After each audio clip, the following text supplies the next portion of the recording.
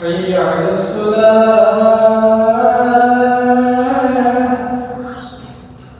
একটা খবর পাইছি যে এই মসজিদের যে ইমাম সাহেব উনি নাকি ছুটিতে গেছেন এবং আজকে কেউ এই মসজিদে নামাজ পড়াবে না। আসসালামু আলাইকুম and welcome back to my YouTube channel. আমরা আসছি আজকে বাগেরহাট চোনাখোলা মসজিদে। এটা অনেক ঐতিহ্যবাহী মসজিদ এবং অনেক পুরানো মসজিদ। এটা একদম পুরা গ্রামের মতো, চারপাশে পুকুর, গাছপালা। একটু আগে স্থানীয় একজন থেকে শুনলাম দুইজন লোক নাকি পোল্যান্ড থেকে আসছে, তারা চোনাখোলা মসজিদে যেতে চাচ্ছে। আর এই স্থানীয় লোকটা বলল রাস্তাটা দেখেন, জবরদস্ত ইটের রাস্তা। এগুলো মনে হয় সেই সুপারির পাতা, এগুলোকে শুকাইয়ে এখানে রোদের মধ্যে শুকাইতে দিছে, রশি দিয়ে টাকিয়ে রাখছে ওরা। আর এগুলো কি দেখেন, ছোটবেলায় এগুলো আমরা দেখতাম, এখন দেখা যায় না, কিন্তু আজকে অনেকদিন পর দেখছি। এগুলো যদি নাম জানেন কমেন্টে জানাই দিয়ে। খেজুরের গাছ, ছোট এখানে হাঁস দেখা, এটা হচ্ছে রাজাহাঁস, আর এগুলো হচ্ছে পাতি হাঁস। গ্রামের সিন, এটা একদম পিওর গ্রাম। এখানে এটা একটা ছোট কলা গাছের বাগান, অনেকগুলো কলা গাছ এবং অনেক ছোট ছোট কলাও ধরছে। এই দেখেন এখানেও আরো এই অস্ত্রগুলা।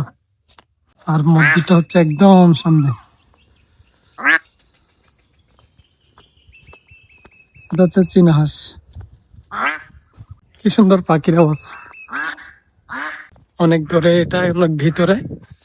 এটা খান জাহান আলী মসজিদ, এটার পরে হচ্ছে ষাট গম্বুজ মসজিদ, তার থেকেও দূরে হচ্ছে এই মসজিদটা, চোনাখোলা মসজিদটা। একদম অনেক নিস্তব্ধ, কেউ তেমন নাই। এখানে বিভিন্ন গাছপালা আছে। এটা কি তালা মারা? তো দূর থেকে তো আসছি, এটাতে ঢুকতে না পারলে তো ব্যর্থ। কেউ কে দেখা যাচ্ছে না চোনাখোলা মসজিদে। অনেক পুরাতন স্থাপনা, এটা অনেক পুরাতন। এই ছাগল, এখানে হাঁস, মুরগি, গরু, ছাগল সবই আছে, সব ধরনের গাছপালাও আছে। এটা খেজুর গাছ, নারকেল গাছ, কলা গাছ। এটা তো তালা দেয়া। আমরা তো চিন্তা করে আসছি জোহরের নামাজ এখানে পড়ার জন্য, কিন্তু আজান দিয়ে দিছে, এখনো তো তালা দেয়া। দেখি কি হয় না হয়।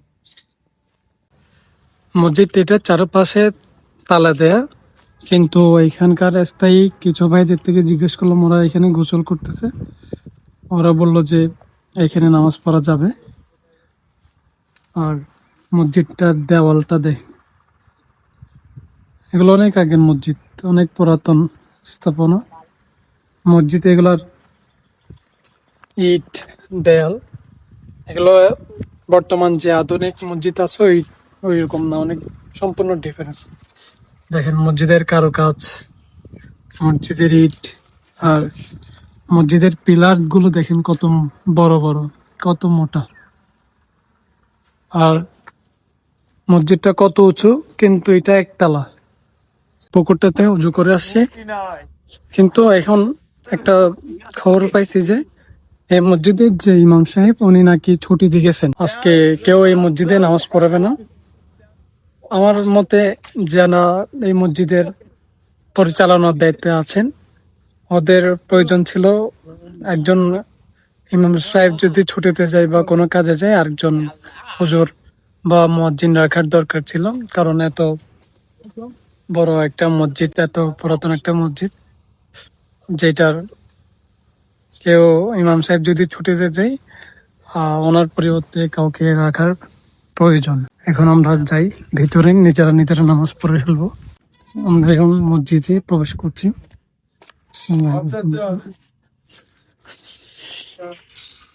তালা দেয়া,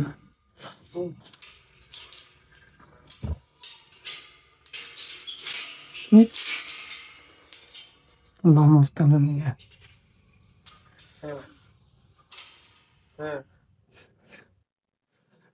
এই মসজিদটা প্রায় 1450 সালের দিকে নির্মিত।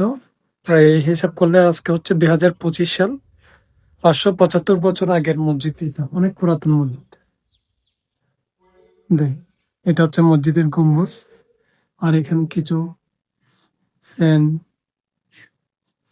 এবং লাইটের ব্যবস্থা আছে। এটা হচ্ছে মসজিদের মেম্বার। আর এই জায়গায় ইমাম সাহেব হুজুর নামাজ পড়েন। কিন্তু দুর্ভাগ্যবশত আজকে ইমাম সাহেব হুজুর ছুটিতে গেছেন এবং তার পরিবর্তে কেউ নামাজের দায়িত্বে নেই। আমার মনে হয় মসজিদ পরিচালনা কমিটি যারা আছেন তাদের এদিকে খেয়াল করা দরকার। আমি হইলো আজকে নামাজ জামাত সহকারে পড়াই দিব। মসজিদের বুক সেলফ, এখানে বিভিন্ন কোরআন মসজিদ এবং বিভিন্ন ইসলামিক বই এখানে রাখা হচ্ছে। আর মসজিদের দেয়ালের প্রশস্তটা একটু দেখেন, কত বড় দেয়াল।